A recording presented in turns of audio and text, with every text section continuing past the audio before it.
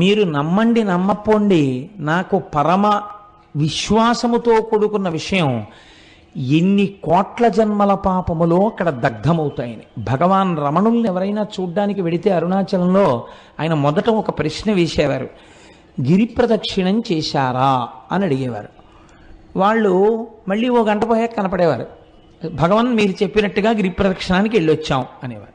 ఎలా వెళ్ళారు అంటే ఆటోలో వెళ్ళామండి అనేవారు. ఏదో వయస్సు అయిపోతే వాళ్ళని నేను తప్పు పట్టట్లేదు, అయితే ప్రదక్షిణ పుణ్యం ఆటోదా మీదా అని అడుగుతుండేవారు ఆయన.